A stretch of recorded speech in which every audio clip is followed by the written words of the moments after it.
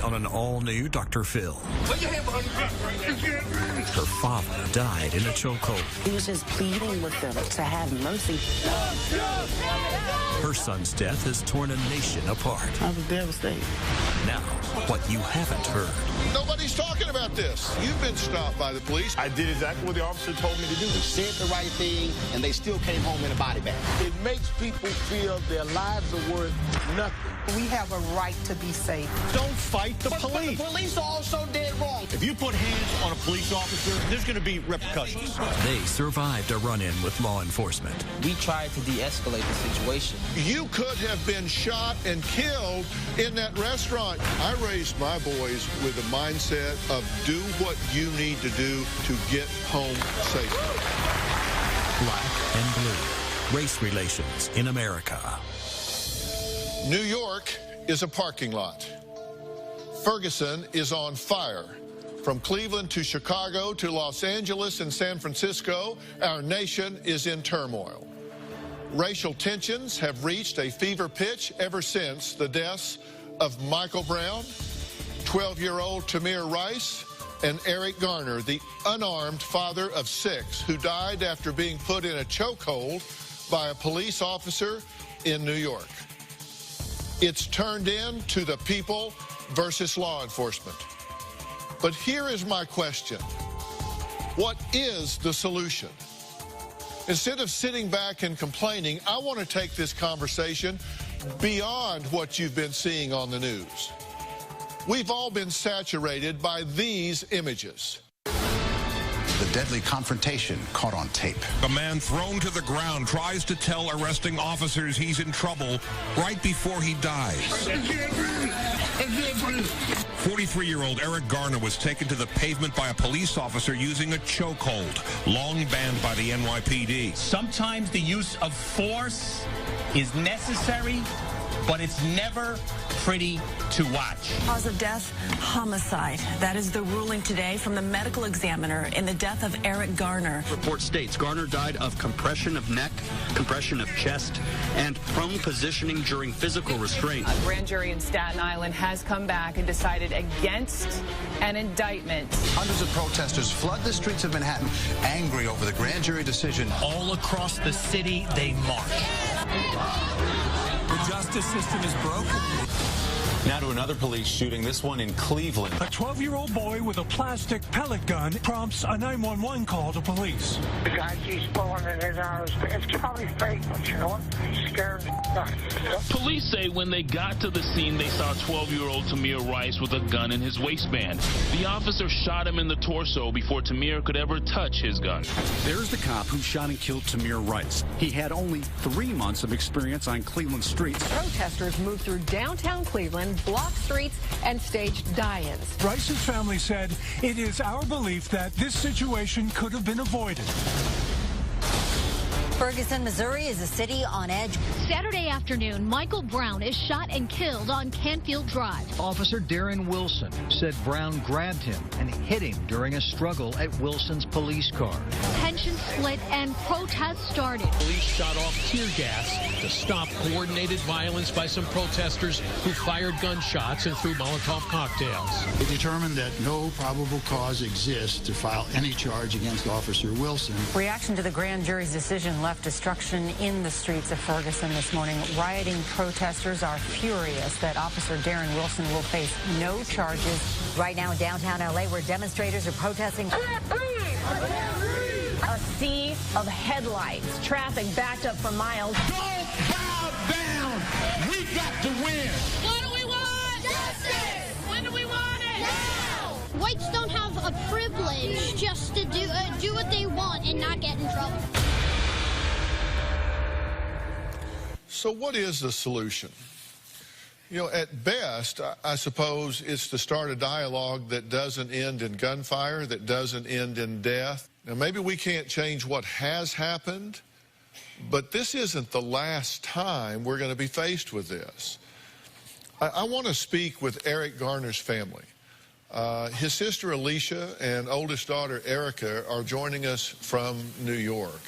Alicia, Erica, first off, let me say how sorry I am for your loss. Were you guys completely shocked at this? Had there ever been any violent confrontation with law enforcement? Not at all. Eric is definitely not known to be violent, so that's why we couldn't understand why he had to be taken down so violently. He was just basically pleading with them, to have mercy, leave me alone. Like, you know, they really didn't have a real reason to bother him that day. We was told that a fight had broke out and the police was called. When the police came, they just came straight to him and began to harass him. Well, when you watch that video, what do you see? I see my brother standing up for his rights. I see him telling them, you know, I did nothing wrong. You guys was called for a fight and you coming over to harass me. That's what I seen at the beginning.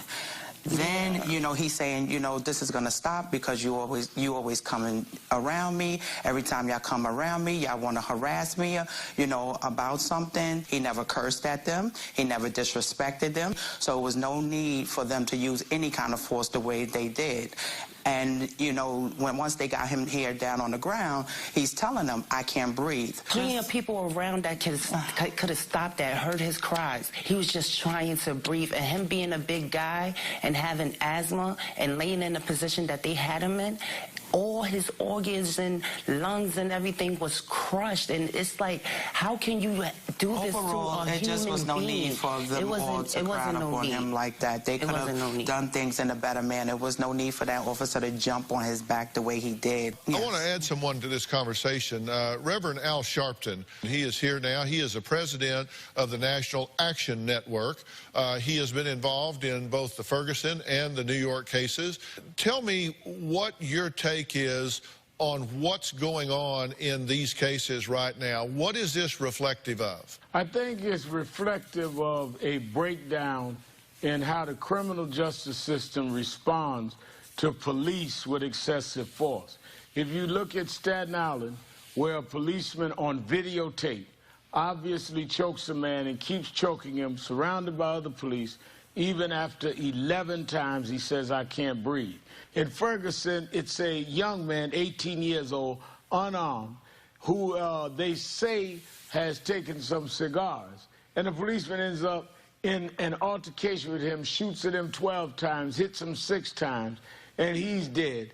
And neither policeman go to trial. The only purpose of a grand jury is to establish that there's enough reasonable doubt for a jury to decide whether the police or the accused is guilty or innocent. So when both cases, you see that a grand jury, which is a secret proceeding, only the prosecutor presents, there's nobody representing the other side, both of them say, no, don't even go to trial. It makes people feel their lives are worth nothing. If these men were guilty of everything that could be alleged, neither one of those cases or situations would be, at the greatest stretch, a capital offense. But yet, in both cases, we have men that have been killed. What is broken in this situation? At best, you would have got a ticket for selling cigarettes. And if the young man took cigars, that's shoplifting. He may have gotten a ticket or may have been brought to the station house. But to talk about killing people and then act like we shouldn't even question it with a trial, I think that is what is beyond the pale with many of us that are protesting this. I mean, what are we talking about where we have a society now where police cannot be brought to trial and even questioned? That's dangerous to everyone. Is this just a situation of a lack of accountability where we have grand juries and prosecutors that are investigating their own? I think that is a lot of police policing themselves. You must remember, local prosecutors work hand in glove with local police. So you need a special prosecutor that does not have an intrinsic relationship with the police. When I watch that video and I'm looking at the behavior of Eric here, I'm watching his hands, and I see frustration, but I don't see anything aggressive. I don't see anything that constitutes a threat against another. We lose the fact these are human beings. If we cannot depend on local authorities to give human beings a trial over their loved ones, then we have no choice but to appeal to higher authorities. Well, Reverend Sharpton, I hear you loud and clear. Thank you so much for being here today. Coming up, the story that started it all, a young man shot and killed, and a family who feels they have yet to receive justice. Two parents who say they will get justice are now planning their son's funeral. Just a normal 18-year-old finding his way. My son didn't deserve that. Nobody's child deserves to be treated like that.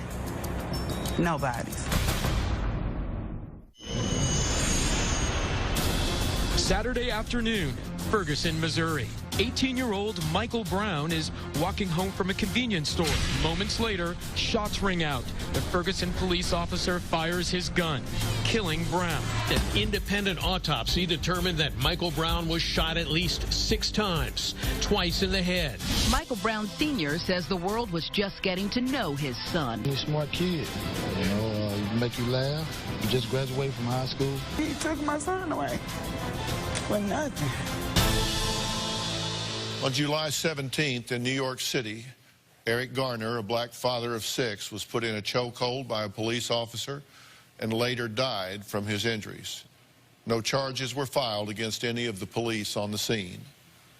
Less than a month later, another unarmed man, 18-year-old Michael Brown, was shot and killed by Officer Darren Wilson in Ferguson, Missouri. Officer Wilson was not charged. Sadly, this story is becoming all too familiar. Almost 3 years ago, Trayvon Martin was walking home from a store after buying Skittles when neighborhood watchman George Zimmerman said he feared for his life, so he shot the boy dead. He was not convicted. Today, Michael Brown's mother, Leslie, and Trayvon Martin's mother, Sabrina, join us with their attorney, Ben Crump. Eric Garner's sister, Alicia, and daughter, Erica, are also here, and Roland Martin is with us as well. He is an award-winning journalist and the host of TV One's News One Now. I'm wanting to talk about this because I feel like it gets lost in the headlines. I'm not talking about this as Dr. Phil. I'm talking about this as a father. Leslie, first let me tell you, I am so sorry for your loss. I cannot even imagine how you must feel. Right now, at this point, I'm just living, you know, day by day. There's been a lot of debate about whether or not your son attacked a police officer or not.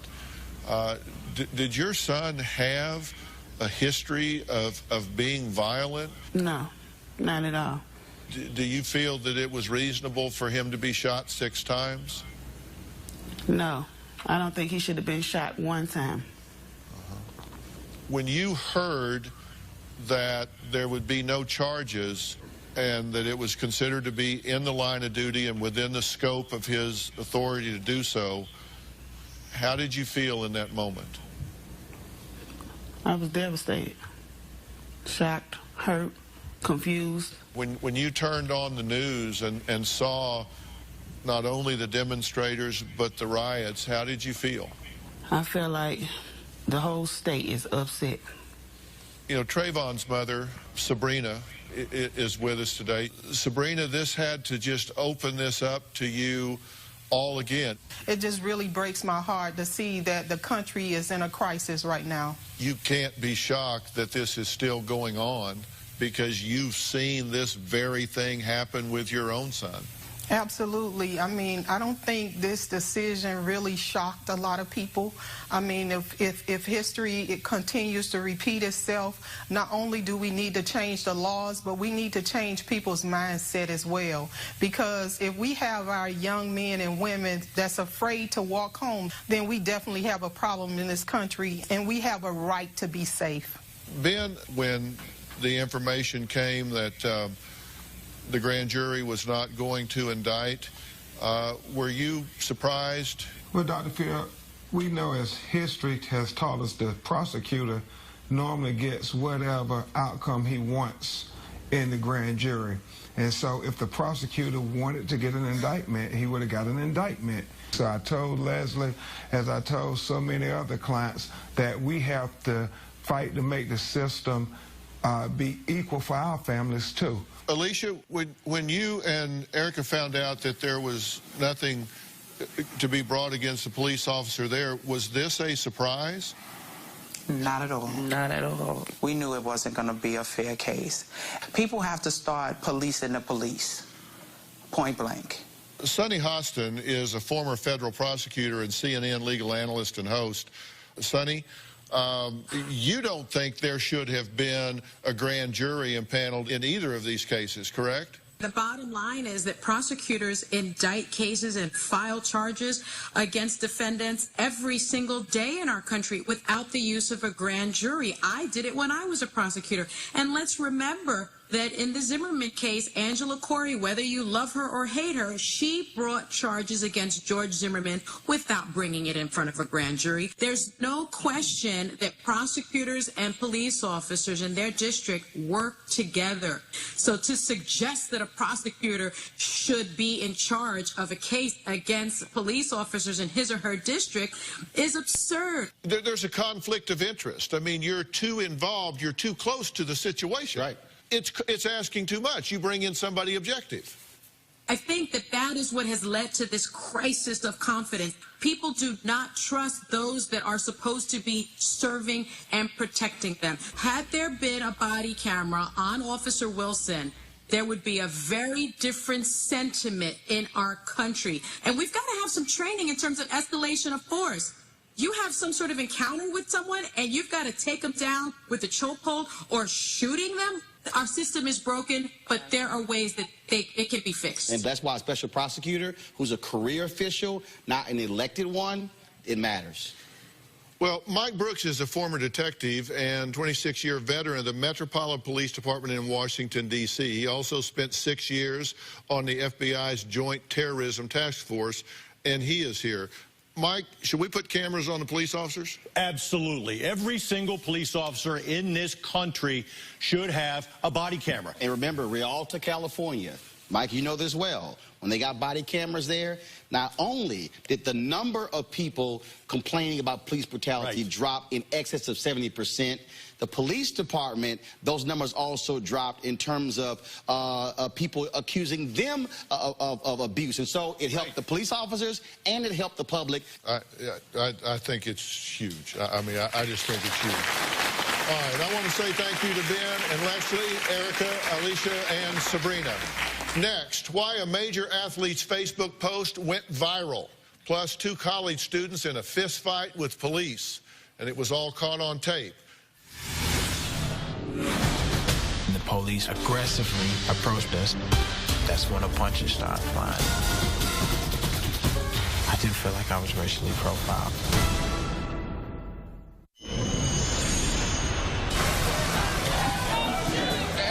Case is ridiculous. I expect the cops to serve and protect and not to hurt us. No man deserves to be choked out in the street. Don't shoot, hands up! At any time, I can easily get shot for no reason. Don't shoot, hands up! Don't shoot! If he had been a Caucasian male in the United States, he would be alive right now. And that's a fact. Well, when I saw a very poignant Facebook post from a very famous athlete about the Ferguson grand jury's failure to indict, I just had to invite him here. So please welcome New Orleans Saints player Benjamin Watson.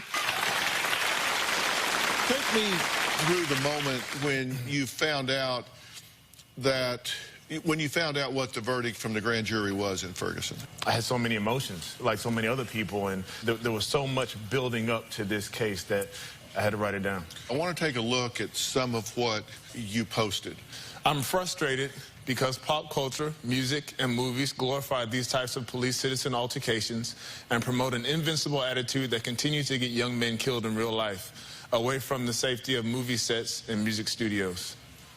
You said, I'm angry because of the stories of injustice. I'm fearful because I'm looked upon as a threat. I'm embarrassed because of the looting. I'm sad because a life was lost. So I'm confused because I don't know why it's so hard to obey a policeman. And I'm encouraged because the problems are not skin problems, they're sin problems. Yes. What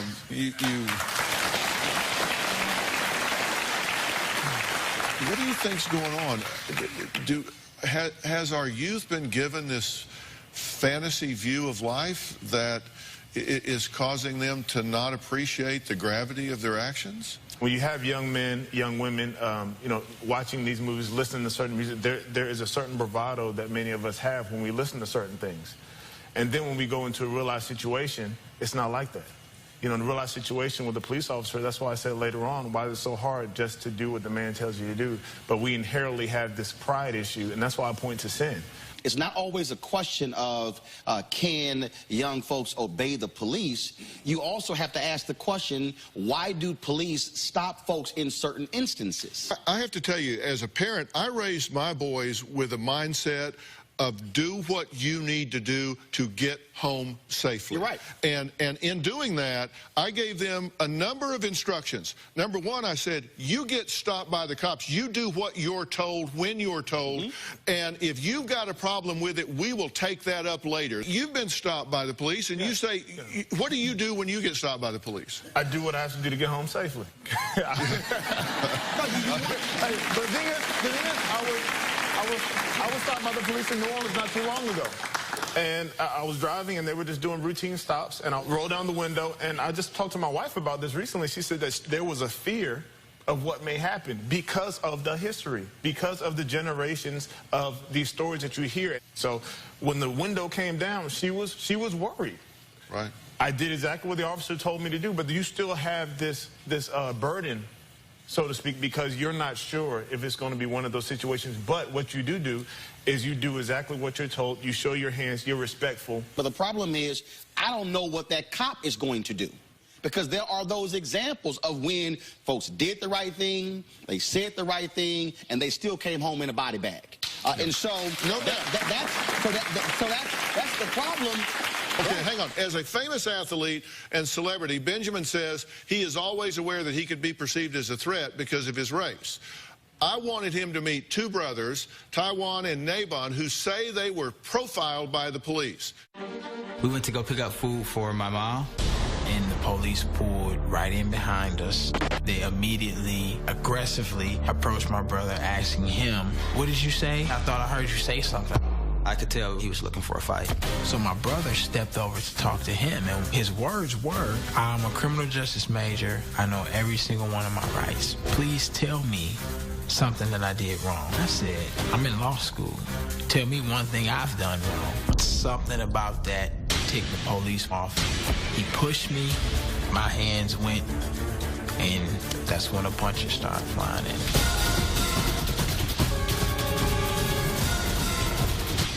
We were booked on assault and battery on a police officer, obstruction of justice, and resisting arrest. I do feel like I was racially profiled. Okay, now, as you two look at this in retrospect, what would you do different, if anything, today? Everything that you've seen transpire in the video, it was all reactionary, and it was instinctive. My first thought was to defend myself. When that first punch was thrown, I didn't see police officers. I saw regular citizens that were a threat to my safety. They say they thought they heard you say something to them and or about them as you were walking by. You say you were talking to each other. Yes. Amongst each other. Okay, so you go in the restaurant, they come in the restaurant and ask you what? What did we say to them in the parking lot? Okay, and your response was? We didn't say anything to you. We were talking to ourselves. Okay, and then they asked for what? License. Okay. ID. We asked them what did they need our ID for, because we didn't do anything wrong.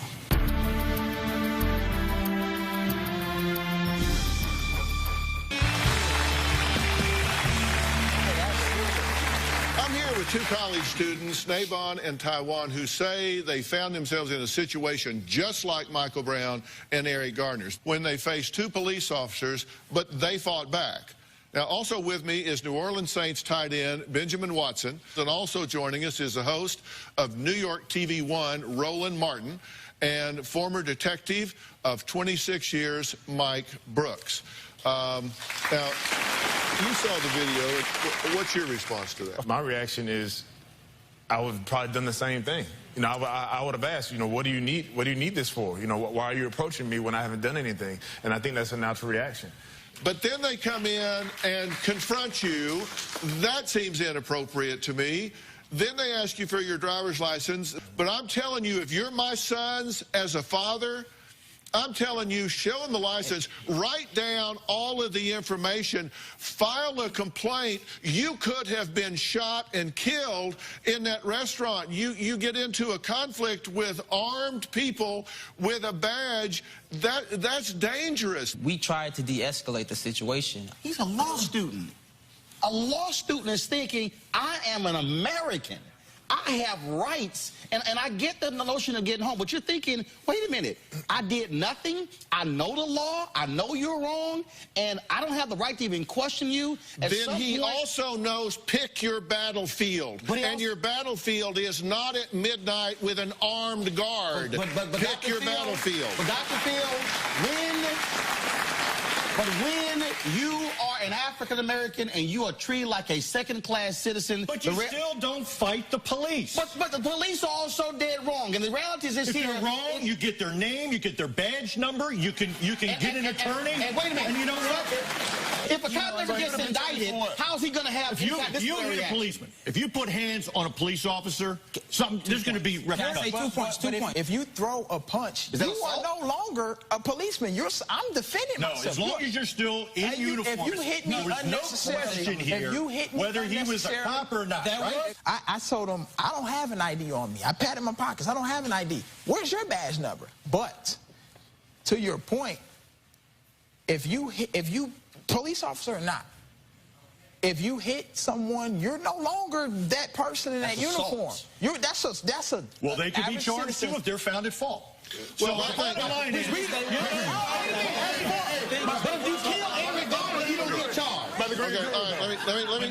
let me stop this for just a second. I've got to say two things. Number one, I'm saying you want to pick your battlefield, and what we're seeing is maybe there isn't a battlefield because you can file a complaint, and based on patterns, it isn't going to go anywhere. But I'm just saying. Okay, hold on. Let me finish. I'm just saying, I just don't want you young men to get hurt. That's all I'm trying to say. The second thing I want to say, Sean Payton, the coach of the New Orleans Saints, is a really good, longtime personal friend of mine. And if I don't get you out of here and on that flight, I am going to be in a lot of trouble with my friend. So we have to say goodbye to Benjamin. Benjamin, first off, thank you for making the effort to be here and to say what you've had to say. Thank you so much. Coming up, we're going to add another story to this conversation. A brother and sister who say their innocent sibling was murdered by police. And just like Michael Brown, there has been no justice. But there is something that makes this case very different. That's next.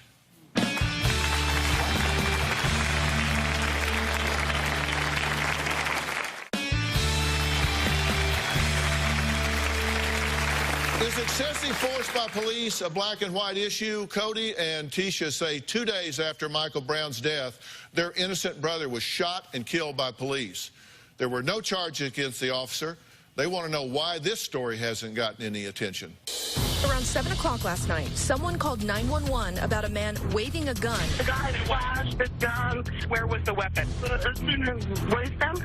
The officers were responding to a call about a man with a gun when they encountered Dylan Taylor. Salt Lake City police officer was wearing a body camera when he confronted Dylan Taylor. Officers follow Taylor, who puts his hands in front of him and turns around. Get your hands out now! Get your hands out! That's when Officer Cruz shoots Taylor in the chest and stomach. As a command was given to him to stop and show his hands, he responded saying, "No fool," lifted his shirt up and moved his hand from the waistband. After the shooting, the officer gives Taylor first aid. Stay with me, buddy. But Taylor isn't breathing. What the hell were you reaching for, man? I can't find a weapon on him. Dylan's family says he wasn't a threat. At this moment, I don't want to believe that there's good cops, but I know there is. It's so hard for me to believe it because one just killed my brother. Wow. Cody, you're Dylan's brother. First off, let me say I am so sorry for your loss.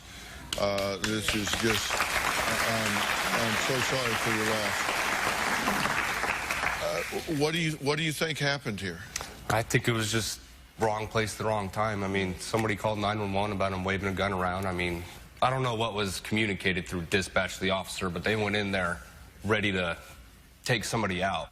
I mean, it just doesn't make sense. Okay, so we see what happens, and your brother turns his back and walks away, but he puts his hands out, right? He lifted his shirt up. I mean, there was no visible weapon. There was another officer, gun drawn, and he did not shoot because he knew better. You need to wait and confirm that there's going to be a weapon. Okay. There's no reason for him to jump the gun. There's an epidemic in the state of Utah of people being killed at the hands of police. And so what we're dealing with here, and I heard Dr. Phil earlier in terms of what you tell kids, we also got to start telling cops some stuff.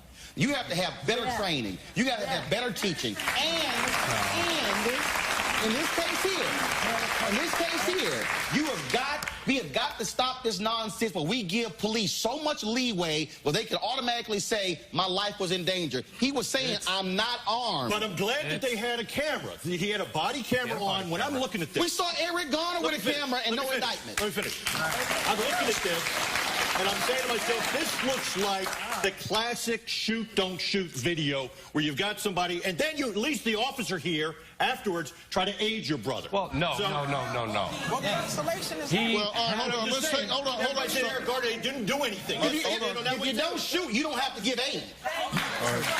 Well, look, hang on. Look, here's the problem, and Roland makes a point that I believe in very strongly. If you have police, they need to have the power to induce order. But if that power doesn't have check and balances, if they are not held accountable for their decisions, if they are not properly trained, then you are going to have chaos, and we're seeing that now. Let's look at this video again and see what happens. Get your hands out now! Get your hands out! Get him out! He's doing what he thought at that particular time he had to do. It's a split-second decision, and I hope nobody in this studio ever has to make that split-second decision, because I have. And it's not a great thing to do. It's a shock when a cop is indicted. We're not surprised when they're not indicted. And that's the problem. Indicted all the time. People never even hear about because it's not on a case like Eric Garner. Hold on a minute. I understand what you're saying about having to act in the moment, but I'm certain that officer should have, or certainly could have been wearing body armor, could have stayed behind the police cruiser. There were all kinds of opportunities to not put himself in harm's way. But this officer was cleared. Oh, yeah, deemed justified, 100%. When the cop who killed his brother is cleared after that video, when the cop in New York is cleared with Eric Garner, this system gives them the right, and DAs are in bed with police officers, and that's why we need to have special prosecutors. Next, what can we learn from these tragic stories so that no more lives will be unnecessarily lost? We're going to talk about that and more when we come back.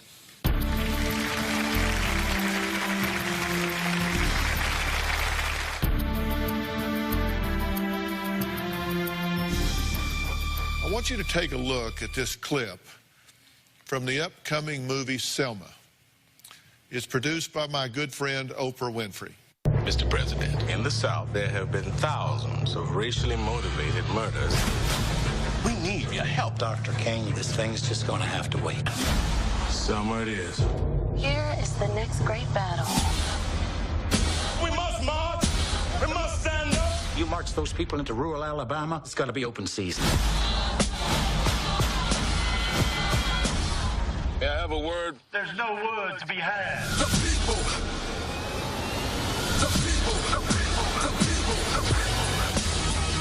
We must make a massive demonstration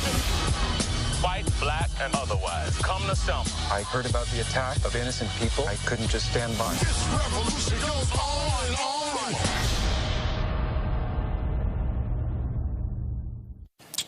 50 years ago, how much have things changed?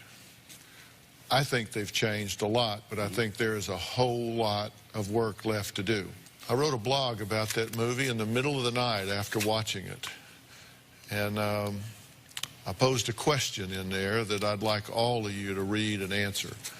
It'll be on drphil.com. Michael Brown's pastor, Carlton Lee, of the Flood Christian Church in Ferguson, joins the conversation with us right now. Pastor, this situation is clearly broken. And one of the things that bothers me about it is that it devolved into not demonstration, but riots. Your church was burned down. What needs to happen to bring about a change? Number one, I think we need to have more uncomfortable conversations. For 120 days now, since Michael Brown Jr. was brutally murdered, there has been, in my opinion, there has been some cute conversations. We need to really have some uncomfortable conversations to begin this healing process.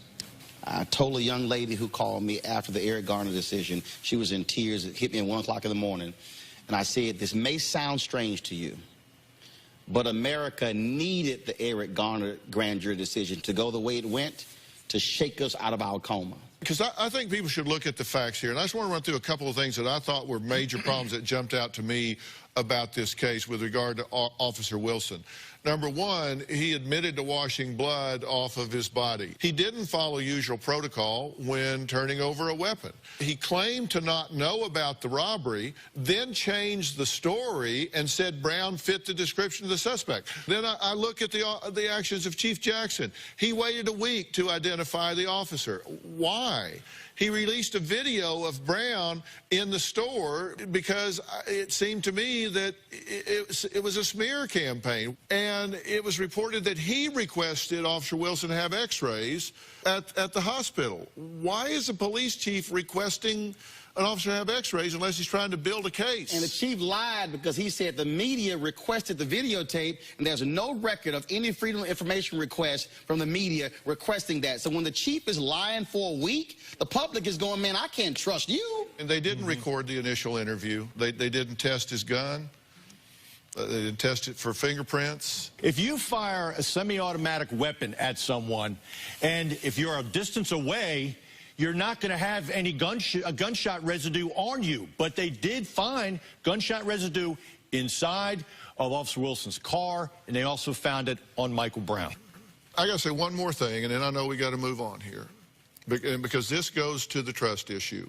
There was a serious error of law committed by the assistant district attorney in this case, because there was an instruction given to the grand jury, and that instruction basically said that the officer had the right to shoot a suspect if they were fleeing.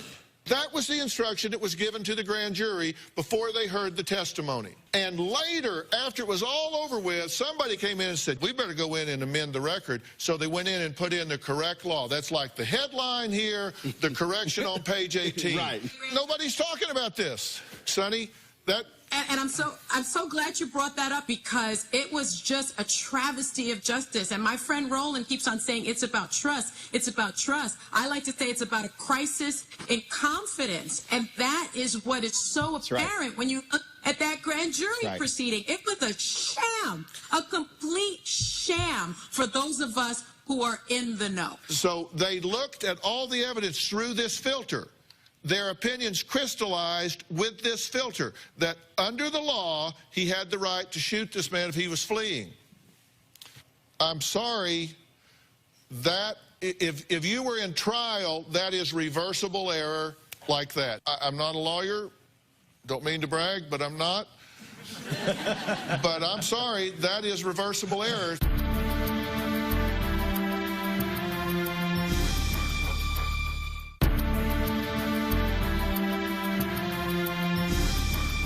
out of time here, and I guess I'm just left with the thought of saying, you know, obviously, where would our nation be if we didn't respect the badge? There has to be some order. Without law enforcement and respect for police officers, there would just be chaos. But that respect has to be earned. That respect has to be warranted. And I think the vast majority of people in law enforcement have their hearts in the right place. They mean to do the right thing. But there are those that just make the wrong decisions in the wrong way, and they do need to be held accountable. And unless and until people are held accountable, these things will continue to happen. But just as each of you and I are held accountable in our jobs and in our walks of life, they must be held accountable in their jobs as they walk through their life. Yep. I believe that. I want to thank all of my guests for joining me today. Thank you, especially Roland Martin. Thank you. Pastor Carlton Lee, thank you so much. If you want to see more about today's topic, our conversation is going to continue online on drphil.com. Thank you so much for watching.